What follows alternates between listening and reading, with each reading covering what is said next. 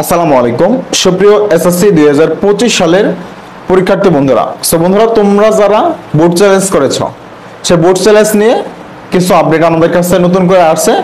সেই আপডেটগুলো আজকের এই ভিডিওর মাধ্যমে তোমাদের তুলে ধরবো এবং এই আপডেটগুলো তোমাদের জানিয়ে দেব। শিক্ষা মন্ত্রণালয় এ নিয়ে কিন্তু কিছু কথা বলছে।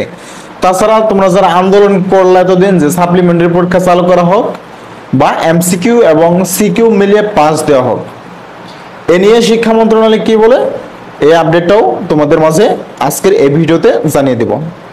সো বন্ধুরা, ভিডিওটি শুরু করার আগে তোমাদের কাছে একটাই রিকোয়েস্ট থাকবে, এখনো যারা বেসিক স্কুল 24 ইউটিউব চ্যানেলটি সাবস্ক্রাইব করনি, অবশ্যই চ্যানেলটি সাবস্ক্রাইব করে পাশে থাকা বেল বাটনটি বাজিয়ে রাখো, যাতে করে আমি কোনো হেল্পফুল ভিডিও আপলোড করার সাথেই সর্বপ্রথম তোমার কাছে চলে যাই। এছাড়াও তোমার এই সাপ্লিমেন্টারি পরীক্ষা চালু করা হবে কিনা এই সকল আপডেট পেয়ে যাবা। তারপর তোমার কলেজ ভর্তি সংক্রান্ত সকল আপডেট পেয়ে যাবা।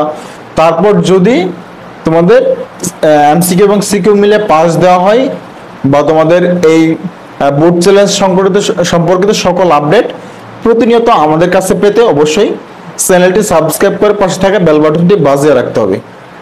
আচ্ছা, তো ইতিমধ্যেই আমি কিন্তু গত ভিডিওতে জানিয়ে দিয়েছিলাম তোমাদের যে তোমাদের বোর্ড চ্যালেঞ্জ করছিলাম, সেগুলো কিন্তু শিক্ষা মন্ত্রণালয় থেকে তোমাদের রোল নাম্বার যে প্রেরণ করেছিল সেগুলো খুঁজে খুঁজে কিন্তু আমি একটা পিডিএফ ফাইল দিয়েছিলাম। তোমরা যারা দেখো নাই গত ভিডিওটা দেখে আসো, তাহলে বুঝতে পারবো।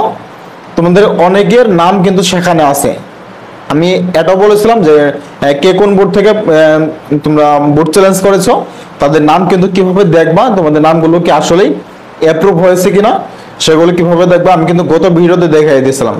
আমি আবারও বলে দিচ্ছি একটু সামান্য করে, যারা গত ভিডিওতে দেখো না তাদের জন্য, যে তোমরা যে বোর্ড থেকে বোর্ড চ্যালেঞ্জ করেছো, অর্থাৎ যে বোর্ডের শিক্ষার্থী সে বোর্ডের অফিসিয়াল ওয়েবসাইটে গিয়ে দেখবা তোমাদের কিন্তু রোল নাম্বার এবং বিষয় কোড এবং কে কোন বিষয়ে ফেল করছিল সেটার ইনফরমেশন কিন্তু আছে।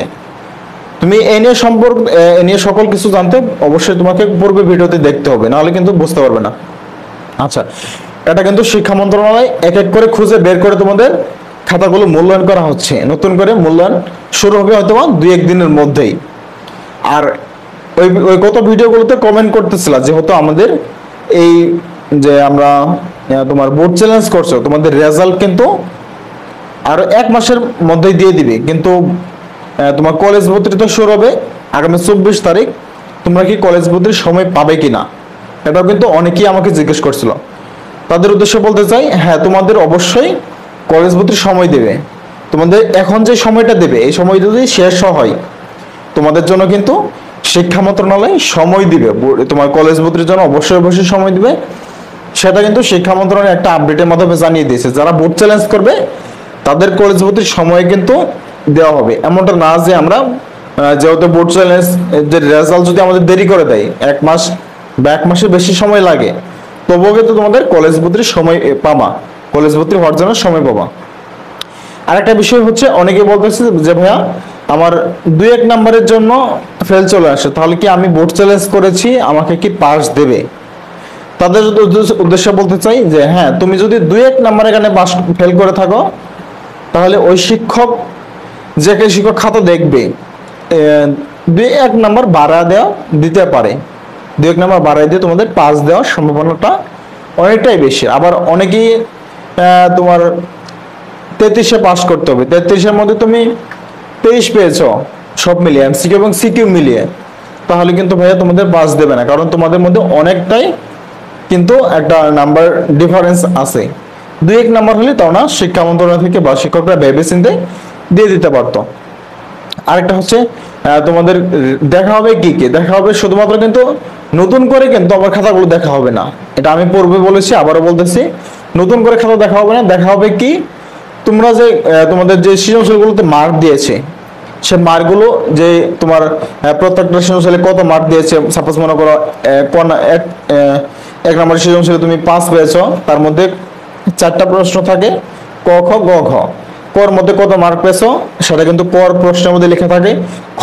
খ নম্বরে কত মার্ক পেয়েছো সেটা কিন্তু তোমার যে খ নাম্বার প্রশ্ন আছে সেটা নিচে লেখা থাকে, এবং গ নম্বরে কত মার্ক পেয়েছো, ঘ নম্বরে কত মার্ক পেয়েছো সেটা কিন্তু গ নম্বরে নিচে লেখা থাকে, সেই প্রশ্নের নিচে লেখা থাকে। অনেক সময় শিক্ষকরা কি করে, তাদের সামান্য ভুলের জন্য কিন্তু একটা পেজটা মিস্টেক হয়ে যায়। অনেক সময় তোমার খাতাগুলো তোমার অ্যাডজাস্ট করা থাকে এমন ভাবে যেটা একটা পেজ উল্টালে দুটা পেজ মিস্টেক হয়ে যায়। তার জন্য এজন্য কিন্তু নাম্বার কম পেতে পারে বা তার জন্য কিন্তু ফেল চলে আসতে পারে। এখন যে বোর্ড চ্যালেঞ্জ করছো তোমাদের খাতাগুলো কিন্তু সুন্দরভাবে দেখা হবে যে কোথাও পাতা মিস্টেক আছে কিনা, বা সম্পূর্ণ যে ক নাম্বার এসব সকল প্রশ্নের সকল সৃজনশীল সকল প্রশ্নের মার্কগুলো তোমার যুক্ত করা হয়েছে কিনা, ক্যালকুলেট করা হয়েছে কিনা, সেগুলো কিন্তু নতুন করে আবার ক্যালকুলেট করবে। তারপরে আরেকটা হচ্ছে তোমাদের যে নাম্বারগুলো শিক্ষা বোর্ডের কাছে প্রেরণ করছে কিনা, সকল নাম্বারগুলো প্রেরণ করছে কিনা, বা শিক্ষা মন্ত্রণালয় এই গড় হিসাব করার সময় সবগুলো উঠাইছে কিনা সেগুলো দেখবে। দেখে যদি তোমার ভাগ্যে যদি থাকে তোমার পরবর্তী গতবার যদি তোমার মিস্টেক হয়ে থাকে, আবার তোমার অবশ্যই 100% শিওর ফলাফল পেয়ে যাবা। তো 2-1 নম্বরে ফেল চলে আসলে অবশ্যই ভালো রেজাল্ট করতে পারবা। তারপর রেজাল্ট যারা নাম্বার পরিবর্তন করার জন্য আবেদন করেছে, অর্থাৎ অনেকেই আমি দেখলাম ফেসবুকে গত কয়েকদিন থেকে দেখতেছি সবগুলোতে এ প্লাস পেয়েছে, আমার কয়েকটাতে এ প্লাস পাওয়ার জন্য শুধুমাত্র 2টাতে 79 একটা 69 পেয়েছে। এভাবে যারা আছো তোমাদের রেজাল্টটা কিন্তু পরিবর্তন হওয়ার সম্ভাবনাটা বেশি। যারা এরকম শিক্ষার্থী আছো, এরকম যারা বোর্ড চ্যালেঞ্জ করেছো, তাদের রেজাল্ট পরিবর্তনের আশঙ্কাটা বেশি। কারণ এবার কিন্তু গত বছরের তুলনায় 2025 সালে কিন্তু রেকর্ড পাশের হারও কিন্তু একেবারে কমে গেছে, এ প্লাসের হারও কমে গেছে, এবং ফেলের সংখ্যাও বাড়ছে, এবং তোমার বোর্ড চ্যালেঞ্জের সংখ্যাও কিন্তু এবার বছর অনেক পরিমাণে বেড়ে গেছে। সো অনেক সময় অনেক শিক্ষার্থী কিন্তু আমরা দেখলাম শাহবাগে আন্দোলন করতেছে, শিক্ষা মন্ত্রণালয়ের সামনে গিয়ে আন্দোলন করতেছে, অনেক অভিভাবকরা আন্দোলন করতেছে সাপ্লিমেন্টারি পরীক্ষা চালু করার দাবিতে, তারপর এমসিকিউ এবং সিকিউ মিলে পাশ করার দাবিতে।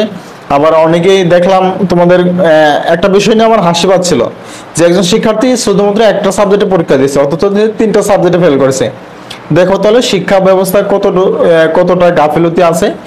আমি মনে করি শিক্ষা ব্যবস্থারও শিক্ষকদের বা তোমার শিক্ষার্থীদের গাফিলতির পাশাপাশি শিক্ষা মন্ত্রণালয়ের কিছু গাফিলতি আছে, না হলে কেন এরকম উল্টাপাল্টা কার্যক্রম হবে।